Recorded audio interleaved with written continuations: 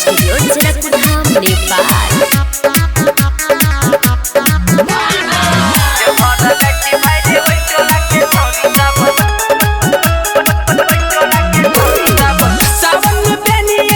छोटी सब सारी जाय छ छोरी सब मोर के दुआरी सावन में बेनी के छोरी सब सारी जाय छ छोरी सब मोर के दुआरी देखी ना गोर की पतर की सबर की सब देव घर जाय छ भाई रे ओइ टोला के छोरी सब देव घर जाय छ भाई रे ओइ टोला के छोरी सब देव घर जाय छ भाई रे ओइ टोला के छोरी सब देव घर जाय छ भाई रे ओइ टोला के छोरी सब सावन में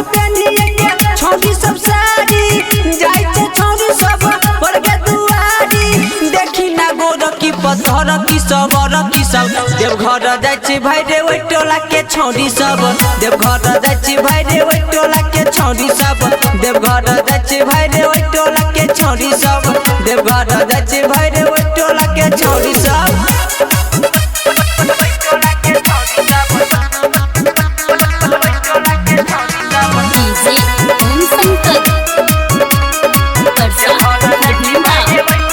भोला के भगती में रहे छोरी नीन हो सावन में गांजा पिए हो हर दिन हो भोला के भगती में रहे छोरी नीन हो सावन में गांजा पिए छे हर दिन हो टोला तो टोला पूरा गांव के बोलै ने छै देखी के छौरा सबसे कावर सजैने छै देखी ना गोर की पत्थर की सबर की सब देव घर जाय छ भाई रे ओइ टोला के छोरी सब देव घर जाय छ भाई रे ओइ टोला के छोरी सब देव घर जाय छ भाई रे ओइ टोला के छोरी सब देव घर जाय छ भाई रे ओइ टोला के छोरी सब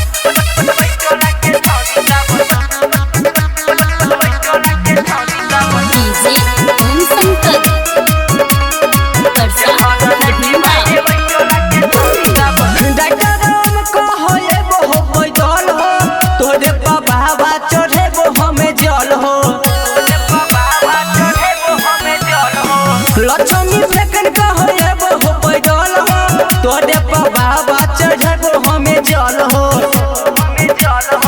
मनीषा राजा कहो कावर सजाइबो तोरे पर सुने बाबा जल चढ़ाइबो